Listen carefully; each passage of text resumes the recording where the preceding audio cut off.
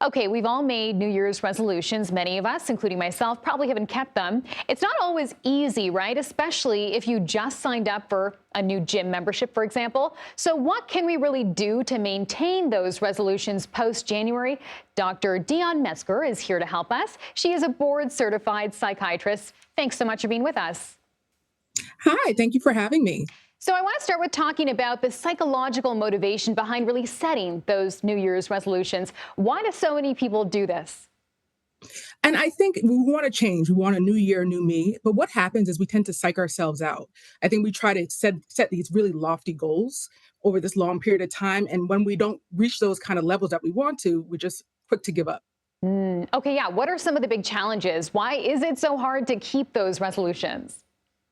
I think the first thing is we tend to take on too many resolutions at once. So, as you saw earlier in this segment, they were mentioning just physical health is one of the most common ones.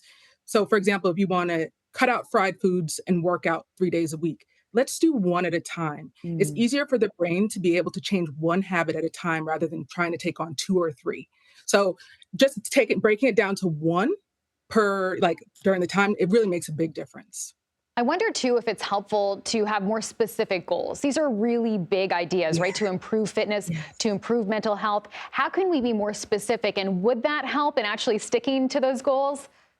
Absolutely. So with making goals, sometimes we try to go from 0 to 100. Like we go from not from walking to doing a marathon too quickly. So if you're not somebody who's active, but you want to become more active in 2024, I would suggest, okay, let's set 1 to 2 days of being physically active instead of saying, okay, I'm going to work out Monday through Friday. So you're kind of setting yourself up to fail when you set those goals a little bit too high. So Mm. every time I'm talking to my patients, I always recommend let's separate these goals into small bites that we can actually do. Yeah, that makes a lot of sense. Doctor, I've also heard of a lot of folks who are sharing their resolutions, sharing their goals with a friend, a partner, a family member. So there's someone sort of keeping them in check. Is that a good way to make sure you're staying the course, especially months down the road? Oh, I absolutely love the buddy system. It makes such a big difference in having that accountability. So if you're having a resolution, especially if you have a similar resolution with a friend or spouse or, family member, just checking in with each other. It could be once a week just to see how you're doing can make a really big difference just knowing that you're being held accountable. Love this. So many great pieces of advice there. Dr. Dion Metzger, thanks so much for your time. Thanks for having me.